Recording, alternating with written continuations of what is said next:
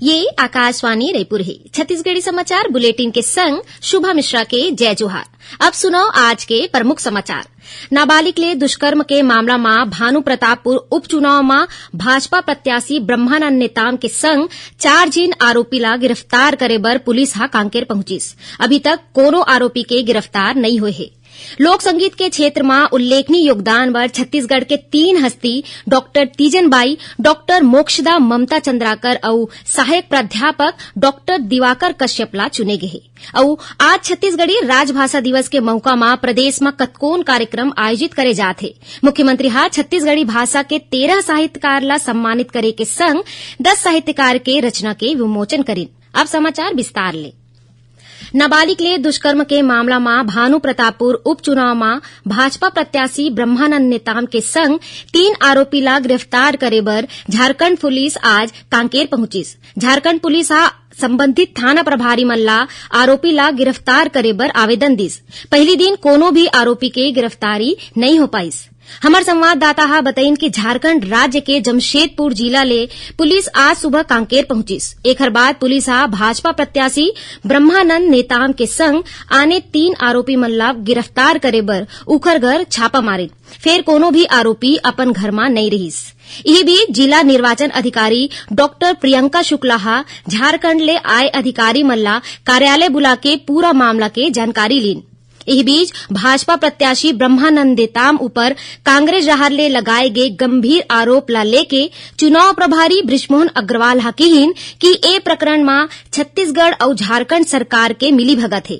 ऐसे करके राज्य सरकार हा आदिवासी समाज ला अपमानित करत है।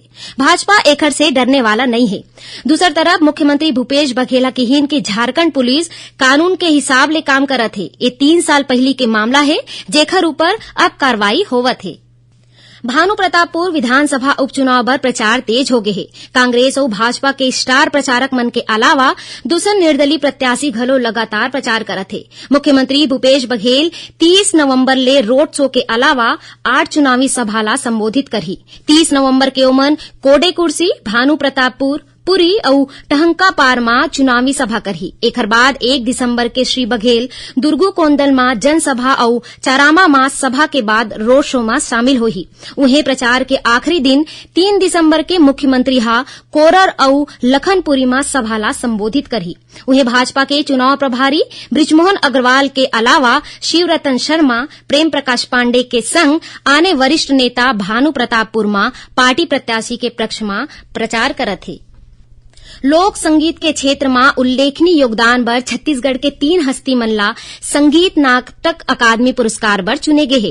एमा प्रसिद्ध पंडवानी गायिका पद्म विभूषण डॉक्टर तीजन बाई के संग खैरागढ़ के इंदिरा कला संगीत विश्वविद्यालय के कुलपति पद्मश्री डॉक्टर मोक्षदा ममता चंद्राकर और यही विश्वविद्यालय के सहायक प्राध्यापक डॉक्टर दिवाकर कश्यप शामिल है। ये पहली बार है जब ए सम्मान बर छत्तीसगढ़ के 3 हस्ती ला चुने गए है।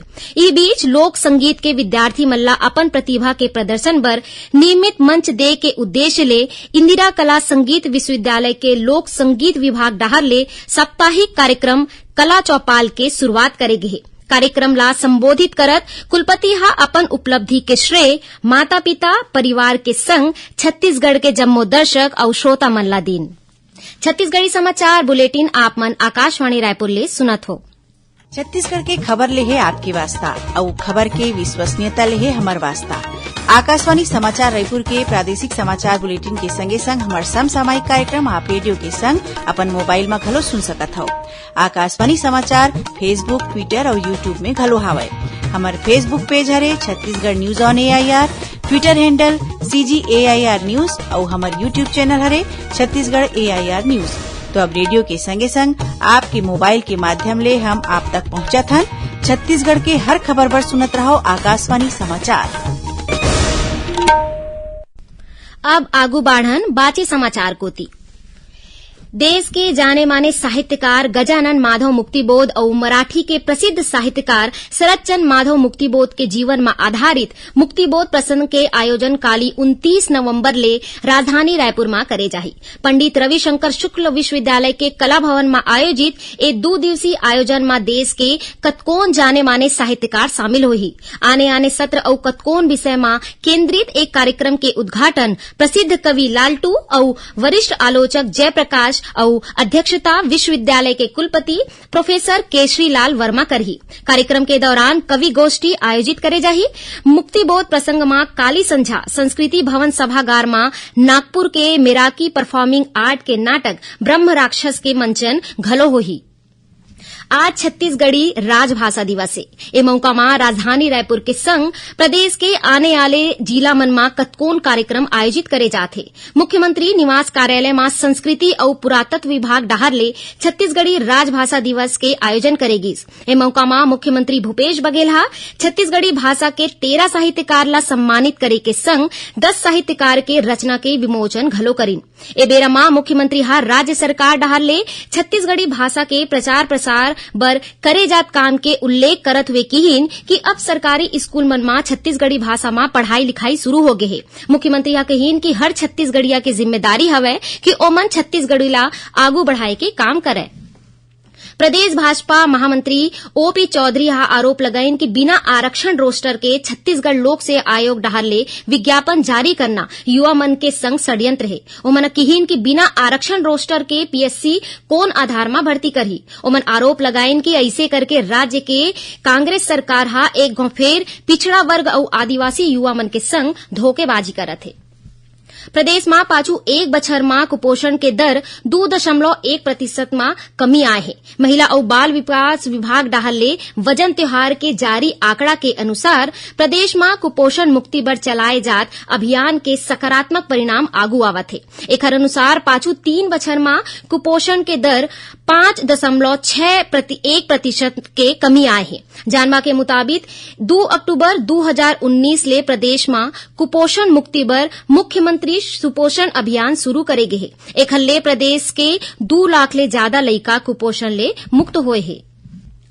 मुख्यमंत्री भूपेश बघेल आरोप लगाइन है कि जैसे राज्य में केंद्रीय जांच एजेंसी मन के अधिकारी मन डाहर ले पूछताछ के दौरान गैर कानूनी काम करे के मामला आगू आवत है, ओहा बिल्कुल भी स्वीकार करे के योग्य नहीं है। ओमना कहिन कि ऐसन घटना मन ले प्रदेश के जनता गुस्सा में है। ओमना आरोप लगाइन कि राजनीतिक षड्यंत्र ले झूठा प्रकरण बनाए जाथे। श्री बघेल मांग करीन कि ऐसन अवैधानिक काम में रोक लगाए जाए। मुख्यमंत्री कहिन कि यदि ऐसन शिकायत आगू मिलही त राज्य के पुलिस कानूनी कार्यवाही करे बर विवश होही। ओमन अधिकारी मन ला कहिन कि जेन तरह ले केंद्रीय जांच एजेंसी मन काम करत है उखर सूचना केंद्र सरकार ला दे जाए। संगे संग ओमन कहिन कि जैसे भी पूछताछ करे जाही ओखर वीडियोग्राफी हो। ओमन कहिन कि यदि कानूनी ढंग ले जांच करे जाही त एमा सरकार पूरा सहयोग करही।